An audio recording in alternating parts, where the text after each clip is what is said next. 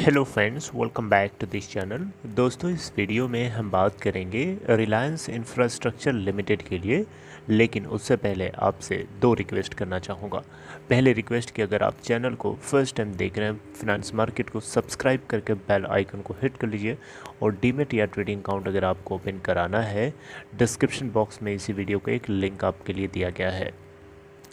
दोस्तों, Reliance infrastructure limited आज 25 नवंबर 2021 को 86.40 के ऊपर ओपन हुआ। 88.40 का अपर सर्किट यहाँ पे लग चुका है, हिट हुआ। हिट होने के बाद इसमें ट्रेडिंग हुई और नीचे 85.50 का बनाया।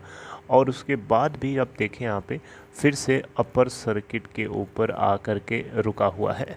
4.99% का अपर सर्किट लगा है, लगभग 4 रुपये 20 पैसे ऊपर। और 3 बजे का स्टेटस आपके साथ मैं शेयर कर रहा हूँ।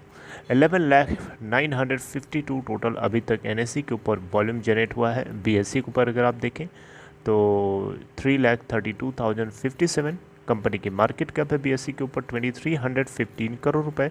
एनएससी के ऊपर अगर आप देखें तो कंपनी की मार्केट कैप 2,324 करोड़ रुपए, 2,324 करोड़ रुपए। 52 वीक लो इसका 20.20 का, हाई है 114.90 का। रिलायंस इंफ्रास्ट्रक्चर लिमिटेड को लेकर के दोस्तों खबरें आती रहती हैं, मैं आपसे डिस्कस करता रहता हूं। लेकिन इस वीडियो में मैं कोई आपसे खबर डिस्कस नहीं करने वाला हूं। खबरें बहुत सारी हम लोगों ने डिस्कस करी है, लेकिन इस वीडियो में आप लोगों से मैं बताना चाहूँगा, अनिल अंबानी, जैसा कि आपको पता है कि ये पूरी तरीके से कमिटेड हैं अपने इस कंपनी को, स्पेशली रिलायंस इंफ्रास्ट्रक्चर लिमिटेड और दूसरे नंबर पर रिलायंस पावर। इन दोनों कंपनीज़ में सबसे टॉप प्रायोरिटी अगर हम पूछेंगे तो मैं बताना चाहूँगा रिलायंस इंफ्रास्ट्रक्चर लिमिटेड सबसे टॉप प्रायोरिटी है अनिल अंबानी की। इसको कर्जे से मुक्त करना चाहते हैं और इसके लिए इन्होंने टाइम तक दे डाला है। जी हाँ, 2022 के मार्च महीने तक ऐसा इन्होंने प्रॉमिस किया है कि हर हाल में रिलायंस इंफ्रास्ट्रक्चर लिमिटेड जो है ज़ीरो डेट वाली कंपनी बन चुकी होगी।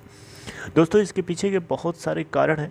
कारण आपको पता ही है, इसके पास डेट भी बहुत कम है और दूसरी चीज़, इनको बहुत सारे प्रोसीडिंग्स भी मिली है, बहुत सारे इन्होंने एसेट्स बेचे हैं। हालांकि इनको अभी एक उड़ीसा इलेक्ट्रिसिटी रेगुलेटरी कमीशन की तरफ से 4,300 कुछ करोड़ रुपए का ऑर्डर यहाँ पे दिया गया था कॉम्पनसेशन अमाउंट के रूप में ग्रेडिको को पे करने के लिए। लेकिन ये अभी रिलायंस इंफ्रास्ट्रक्चर लिमिटेड ने जो है सेटलमेंट अपीलेट ट्रिब्यूनल के अंदर जाकर के जो है चैलेंज किया कि ये बिल्कुल भी जो डिमांड करी जा रही है एब्रप्ट है, सही नहीं है। इसको उड़ीसा इलेक्ट्रिसिटी रेगुलेटरी कमीशन को प्रॉपरली चेक करना चाहिए। इनहेरेंट मैनर में उन्होंने रिस्पॉन्ड किया है, उनको प्रॉपरली चेकिंग करनी चाहिए, उसके बाद रिस्पॉन्ड करना चाहिए।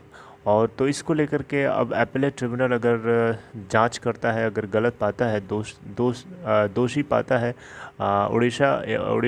उड़ीसा इलेक्ट्रिसिटी रेगुलेटरी कमीशन को, तो डेफिनेटली यहाँ पे रिलायंस इंफ्रा लिमिटेड के लिए ये एक जीत जैसी बात होगी।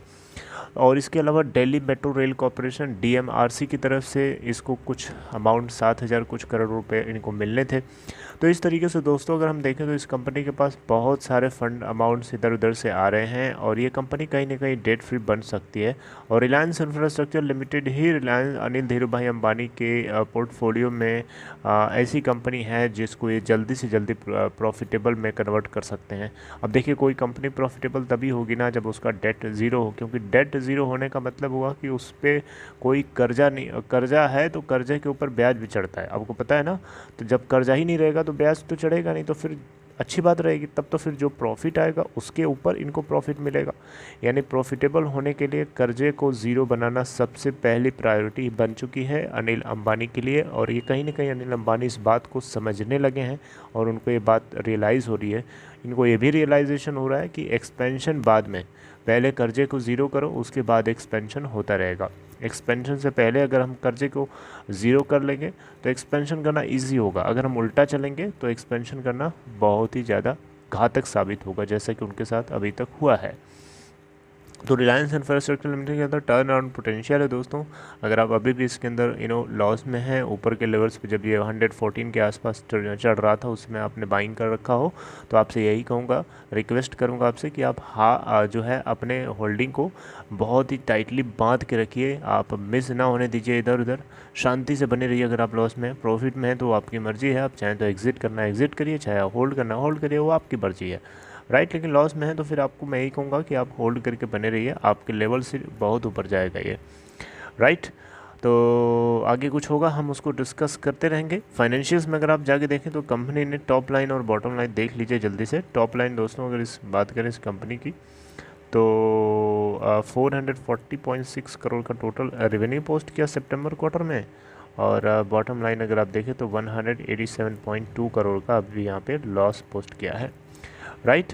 चलिए खैर आगे कुछ और अपडेट आएगी तो हम ज़रूर डिस्कस करेंगे, लेकिन इसमें तेज़ी बहुत बनी हुई है और ये तेज़ी आगे भी बनी रहेगी। अपने 52 वीक लो से दोस्तों अगर हम देखें इस कंपनी के स्टॉक की तो 88.40 अभी ये ट्रेड हो रहा है, जो कि इसके 52 वीक लो से 337.62% का गेन दिखा चुका है अपने इन्वेस्टर्स को। चलिए खैर अपना ख्याल रखिए दोस्तों, टेक केयर, हम लोग कुछ आगे डिस्कस करते हैं।